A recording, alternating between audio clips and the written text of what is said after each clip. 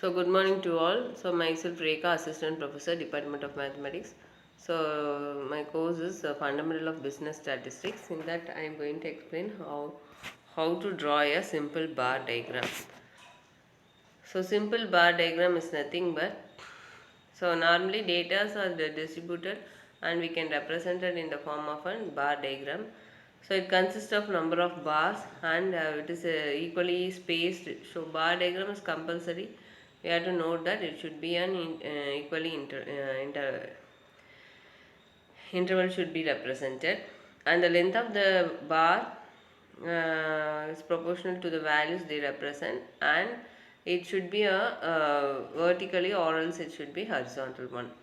So bar diagram is used to represent a time series and as well as the zero lines when bar diagram are used for the comparison.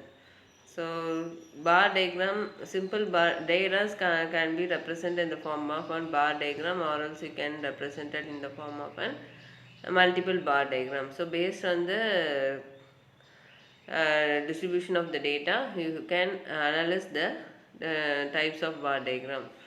So first of all today how to draw a bar diagram you can see. For example, they have given a monthly production of bicycles of a factories are given, and they are distributed in the form of an same thing January, February, March, April up to June they have given. So each month the bicycle is bicycle is produced, monthly production is mentioned. So which month is the higher category we have to know means, so using the bar diagram we can represent. So already I have told that bar diagram is nothing but an equally spaced, and it can be represented in the form of a horizontal one or else in the form of a vertical one. So normally it is in the form of a vertical one only.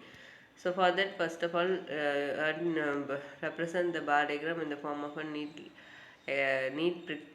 representation. Using the pencil, you have to write. So x-axis, y-axis, we have to mention. So in the x-axis, it is in the form of a month, and y-axis, and we have to represent the production. So and I can give the heading also.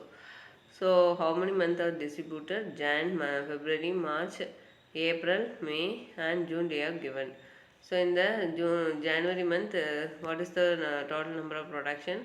70, and in February it is 80, so it is 60, and whereas in the March it is 90, and April it is 80, May it is 100, and June it is 110.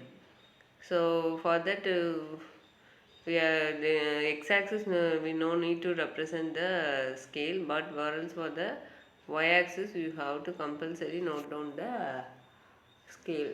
Here the data is distributed in the form of an 70, 60, 90, 80, 100, 110. So we can easily identify that it is in the form of an 10, 20, 30, 40. So the range is distributed according to that. So the scale is nothing but one division of the y-axis is nothing but 10 units, you can easily represent it. So 10, 20, 30, 40, 50, each should be in the form of an 110 units. So this diagram helps us to identify the neat picture. And similarly next we can see the multiple bar diagram. So this diagram helps us to interpret the data in one diagram, and same as the bar diagram we already mentioned that. For example, if you want to know the 5-year plan for the allotment of money in West Bengal, so first 3 years they have given means, so this data is nothing but in one form. So like that 5-year plan is nothing but 3 number of years they have mentioned. So triple form of years, so you have to write what is the data of first year, it is 74. So you have to mention it as in 74. In the second year it is 155, so it is nothing but 155, and the third year you have to mention this as 340. So 340 you have to mention. So this 5-year plan is nothing but a single data only. So and this data, this 3 data is nothing but for the 5 years only, one set is nothing but. So at a time for 5 years you can, this is the multiple bar diagram. If you want to draw another set means you can leave one inter space, and again you have to continue this like that. Another next 5 years they are given means you have to give one space, then you have to give another set like this. So this type of diagram we can say it is a multiple bar diagram. So this bar diagram and simple bar diagram help us to analyze the data easily. We can identify data. So, so today's class we have discussed how to draw a simple bar diagram. So I think it will be very clear for you. So thank you for watching. Thank you.